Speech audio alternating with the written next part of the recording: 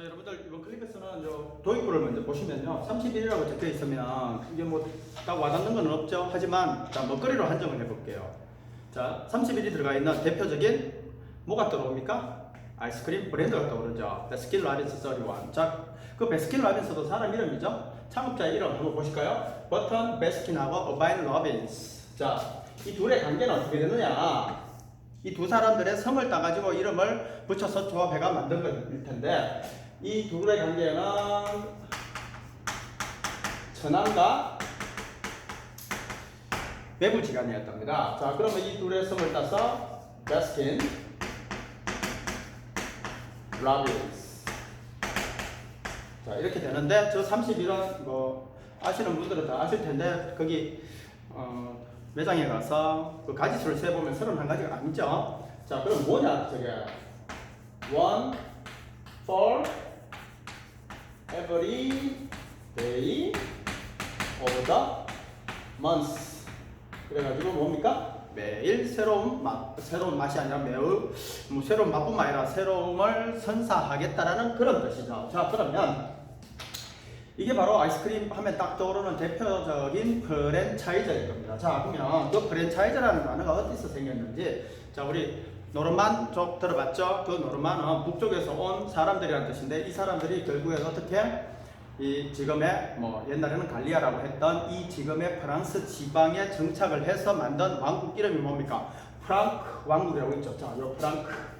자, 이들이 처음 왕국을 열고 이제 특권층으로 자리를 잡은 거겠죠. 당연히 최상위층이 되니까. 자, 지들끼리 서로 치고받고 싸우거나 뭐 살인을 하거나 다치게 하면 서로 동대동이니까 동등하게 같은 그 뭐 음악의 처리를 그 법적인 기준을 적용하거나 이렇게 하겠죠. 하지만 자, 그 밑에 사람들이 만약 말을 안 들어 죽여요. 죽인다 한들 이 사람들은 이들만의 특권이 있기 때문에 이 살인죄를 적용받지 않고 당연히 죄가 면해지죠. 이 그들만의 이 특권, 이런 의미로서 여기에서 나온 게 바로 프랜차이즈라는 말이 나오죠. 자, 그럼 요즘은 이제 인권에 대해서 그 정도 차별을 하면 이거 21세기에 난리가 나겠죠. 자, 그러니 여기에서 빗대어서 이제 특별 영업을 할 수 있는 영업권, 이래가지고 이제 프랜차이즈라는 말이 여기서 나오게 됐다는 거. 자, 그다음 그러면 이게 다 정확히 아이스크림 아닙니까? 우리 아이스크림 여름에 뭐 하드를 먹는다더니 쭈쭈바를 먹는다더니 이런 말을 하지 않습니까? 자, 그러면 우리 이 아이스크림이라는 단어 이렇게 써죠? 이 크림이라는 단어는 이멀전 형태의 멀건 거 아닙니까? 이게 바로 우리가 뭐 피부에 바르는 크림도 크림이라고 하지 않습니까? 자, 그러면 이 크림이 속된 말로 또 우리 정액 있죠? 정액을 또 크림이라고 한다는 거. 자, 그러면 우리 요 하드라고 하는 거는 정확히 어떻게 표현을 하느냐? 이게 정확히는 아이스 케이크 되죠? 이걸 일본식으로 발음을 해보십시오. 아이스 케이크가 되는 거죠. 자, 그러면 이건 어떻게 만들어졌느냐? 1919년에 해리 버터라는 사람이 바닐라 아이스크림 위에 초콜릿 이 토핑을 뿌려서 팔았던 거죠. 그런데 이 해리 버터 주니어, 즉 아들이 그걸 얼려서 맛대를 딱 꽂아서 팔기 시작했고 그 이름을 아이스 케이크라고 했던 거죠. 자, 그러면 정확히 우리 이런 걸 아이스 케이크라고 요즘 영어로는 그렇게 잘 안 부르고 뭐라고 그럽니까? 우리가 막대 아이스크림, 즉 하드를 핫시클이라고 하죠. 자, 이 안에 시클이라는 단어가 들어있는데 여기 찾아보시면 아이시클이라는 단어 여러분들 공부해보다 보면 이게 고드름입니다. 고드름을 뜻하는 뭐 고드름, 이 아이시클 고드름에 우리 아이스크림 브랜드도 있잖아요. 자, 그러면 요거는 막대 아이스크림이죠. 그러면 우리가 요거 비교해가지고 막대 사탕은 뭘까요? 우리 대표적으로 그게 바로 여기 chupa-chups입니다. 자, 이게 뭡니까? 이 막대 사탕 아닙니까? 요걸 우리가 롤리팝이라고 하죠. 자, 여기도 팝이 들어가니까 팝과 아이스크림을 합치면 팝시클이 되겠고요. 자, 그 다음 요 chupa-chups는 참고로 제가 다른 클립에서도 얘기를 했었는데 스페인의 초연설주의화가 누굽니까? 살바도로 달리 아닙니까? 그 살바도로 달리가 chupa-chups의 그 로고를 디자인했다는 거. 자, 참고로 요 추파는 스페인어 추파르, 빨다, 할다라는 단어에서 나왔다라는 거. 자, 우리가 또 아이스가 들어가는 것 중에서 우리 만년설 이럴 때는 그걸 아이스캡이라고 하죠.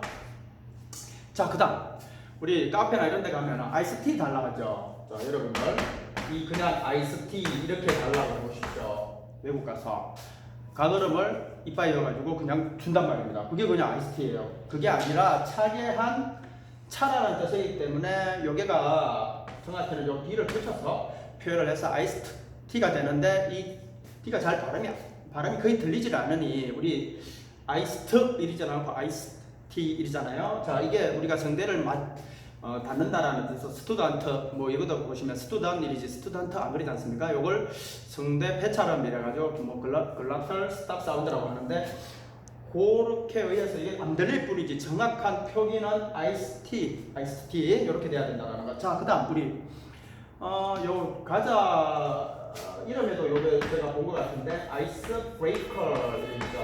자, 있는 그대로 해석해 보십시오. 얼음을 깨는 거죠. 우리 나라에도 딱 한 대가 있습니다. 아라오노라고 하죠. 바로 이게 뭐냐? 쉐빙선이죠. 그런데 이 아이스 브레이커 얼음을 깨는 뭐 기구 장치라는 뜻인데 이게 어떻게 나왔냐? 미국의 이 동부 쪽에서 서부로 개척해 나가는 서부 개척 시대에 이 물동량을 처리하고 하려면 뭐가 필요합니까? 철도를 깔아야 되죠. 자, 철기를 맨 처음에 깔고 철도를 제일 처음 운행하기에 앞서 이 기차 앞에다가 큰 아이스 조각을 갖다 놓고 그걸 깨고 이제 첫 운행을 시작했답니다. 자, 그래서 이 아이스 브레이커는 또 뭐냐? 처음 만난 서먹한 사이에 이 서먹한 분위기를 없애기 위해서 던지는 말이나 하는 행동, 이것도 아이스 브레이커라고 한다는 거. 자, 1904년 세인트루이스의 이 만국 박람회, 박람회 이름은 엑스포라고 하지 않습니까? 자, 이거는 실제로 만국 박람회니까 여러 나라에서 오겠죠. 자, 그 중에서 여기 좀 의미 있는 건 미국의 루이지애나주 요때가 딱 매입 100주년입니다. 매입 대금은 얼마? 그때 당시 1,500만 달러였고 100년 전에. 그러면 그 100년이 된 요 상황에서 그 100주년을 기념하기 위해서 1,500만 달러를 들여서 특별 전시회를 열었답니다. 그러면 전시회를 하면 사람이 올 거 아닙니까? 그러면 거기에 상인들이 몰려들 거고. 자, 이 어니스트 햄이라는 사람하고 아놀드 포너츠 누구냐? 어니스트 햄이는 와플 전문점을 운영하는 사람이고요. 여기는 아이스크림, 프랑스계 미국인인데 아이스크림 가게를 운영하는 사람인데 이 아이스크림을 담아 파는 이 용기를 사람들이 많은 나머지 용기가 다 나가고 없으니 어떻게 이 와플을 빌려다가 아이스크림에 감아서 좋다고 하잖아요. 그래서 우리가 흔히 말하는 우리 월드콘 이런 게 있죠. 콘 형태의 이 아이스크림이 이때 요 상황을 계기로 해서 만들어졌다라는 거. 자, 그다음 썬데이 이름은 일요일 아닙니까? 자, 일요일에 요때 탄산수에다가 아이스크림과 시럽을 넣어서 이 일요일에만 먹던 게가 있었는데, 자, 일요일은 예배를 드리는 신성한 날이란 말입니다. 그러면 이 탄산수가 알코올하고 비슷하다고 해서 이거는 넣으면 안 되겠다 해서 빼면 뭐가 남습니까? 아이스크림과 시럽이 남죠. 요것만 가지고 일요일 성찬치 때 먹었었는데, 그래서 뭐 일요일에 먹는 거 썬데이 이랬다고 하죠. 그러다가 이 이름이 어떻게 돼? 요렇게 여러분들 카페나 이런 데 가면 썬데이 이러잖아요. 여기에서 나왔다는 거. 뭐 금방 말했던 여러 설도 있지만 또 이 아이스크림하고 상관없이 자, 이 일요일에만 당연히 가난한 나머지 일요일에만 이 성찬을 차려놓고 먹을 수 있다 해서 그래서 썬데이 여기서 또 나왔다라는 뭐 그런 설도 있다는데 여러 가지 뭐 설은 있지만 참고 한번 해보시면 좋을 것 같고요. 자, 중국 이러면 우리 뭐 다른 건 아니고 얼음 창고를 지어서 하면 뭐 기원전에도 하면 벌써 하면 이 얼음을 차갑게 겨울에 채취를 해서 얼음 창고에 넣어서 어떻게 한여름에 그 얼음을 꺼내 먹고 즐겼다고 하잖아요. 자, 그래서 우리도 그걸 어떠서 뭐가 있습니까? 동빙고, 서빙고, 석빙고 이런 게가 있지 않습니까? 자, 참고로 뭐 알렉산더 대왕, 즉 알렉산드로스라고 하잖아요. 그들 말로는. 자, 이 대왕이 어떻게 동방원정을 떠날 때도 그 동방원정을 가던 와중에 높은 산에 올라가서 얼음을 채취해 가지고 참호를 파서 그다 여놓고 시원한 음료를 즐겼다고 하지 않습니까? 물론 폭군 이러면은 네로 있죠. 네로도 되게 이 시원한 음료를 즐기기 위해서 노예들을 시켜서 산에서 뭐 높은 산에서 눈과 얼음을 채취해 가지고 그렇게 자기만의 이 음료를 시원한 음료를 즐겼다라는 그런 얘기도 있지 않습니까? 자, 그러면 이 중국에서 중국 원나라 시절에 그 중국을 그 여행하고 견문록을 쓴 사람 있죠? 그게 바로 마르코 폴로 아닙니까? 마르코 폴로의 동방견문록에 이게 소개가 됐다고 뭐 그런 설도 있는데, 자, 이 마르코 폴로가 자 옮겨서 이탈리아에서 뭐를 즐겼느냐? 아이스밀크, 즉 시원하게 한 우유하고요.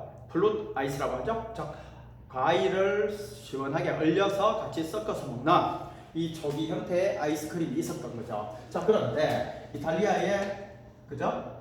이 메디치 가문 되게 유명하지 않습니까? 자, 이 카테리나 데 메디치 이 둘 다 결혼할 당시에는 14세였답니다. 자, 프랑스의 앙리 오를레앙 나중에 앙리 2세가 되죠. 자, 결혼을 하는데 그 결혼을 하는 뭐 여러 가지 어마어마한 지참금도 들고 가겠지만, 자, 시아버지를 만나야 될 거 아닙니까? 시아버지가 누굽니까? 프랑스와 1세 아닙니까? 이 프랑스와 1세가 뭐 레오나르도 다빈치의 유명한 후견이었다고 하죠. 자, 이 시아버지를 아련하러 가는 자리에 소르베. 자, 이러면 좀 잘 그거 하죠. 우리가 영어로는 샤베트이라고 하지 않습니까? 이걸 만들어서 시아버지를 아련했다고 하죠. 자, 그리고 그 가던 시집을 가기 전 자기가 정말 자기가 좋아했던 그 요리사도 데려갔다고 하잖아요. 그런데 그러면 이탈리아에서는 이 아이스크림을 우리가 얼리다라는 젤라르에서 나온 이 말로 뭐라고 합니까? 젤라토라고 한다는 거. 자, 이게 아이스크림과 관련해가지고 뭐 수많은 이야기가 또 있겠지만 이 간략하게 뭐 요 정도도 알고서 우리가 언어를 한번 사용해 보시는 것도 괜찮을 것 같습니다.